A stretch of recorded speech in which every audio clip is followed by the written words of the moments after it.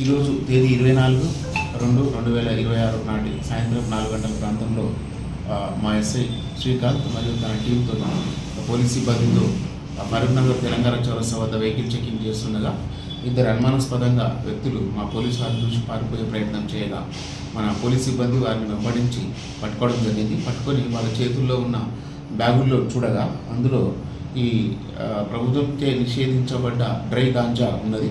వెంటనే మా పోలీసు వారు పంచుల సమక్షంలో మరియు ఉన్నతాధికారులకు వెంటనే సమాచారం అందించి పంచుల సమక్షంలో ఇట్టి గాంజాయిని చూడగా ఇది దాదాపు 1 కేజీ వరకు ఉంటుంది. వారిని విచారించగా వీరి పేరు రాజన్ చౌదర్ కుమార్, తండ్రి పేరు అదుల్ చౌదరి, 30 years. వీళ్ళు ఫరూక్ నగర్లో ఉంటారు. వీడిది నేటివ్ ఆఫ్ బీహార్. అండ్ రెండవ అతను శివం యాదవ్, సన్ ఆఫ్ హర్వీర్ సింగ్ యాదవ్, వీడు 24 years, ప్రజెంట్ ఫరూక్ నగర్లో ఉంటారు. వీడిది యూపీ, ఉత్తరప్రదేశ్. వీళ్ళిద్దరూ గత సంవత్సరం కాలం నుంచి మన ఫరూక్ నగర్లో రూమ్ కిరాయి తీసుకొని ఉంటూ లేబర్ పని చేస్తున్నారు. వీరికి ఇంకొక అబ్స్కాండింగ్లో ఉన్న నిందితుడు బీహార్ రాష్ట్రానికి చేసిన ఇంకొక అబ్స్కాండింగ్ అంటే వరాల్లో నిందితుడు సంతు అనే అతను వీళ్ళకు ఈ గాంజాయి యూపీకి తీసుకొని వచ్చి వీళ్ళకు అమ్మగా వీళ్ళు తీసుకొని వీటిని చిన్న చిన్న ప్యాకెట్లుగా చేసి ఈ కన్స్యూమర్కు ఎక్కువ రేటుకు అమ్ముతున్నారు ఈ గంజాయి.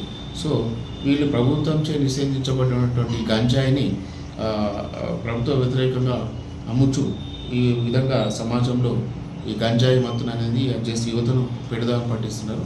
సో ఈ విషయమై నాకు పిటిషన్ ఇవ్వగా NDPS కేసు నమోదు చేయనది. వీరిద్దరిని కూడా రిమాండ్ పంపించడం జరుగుతుంది.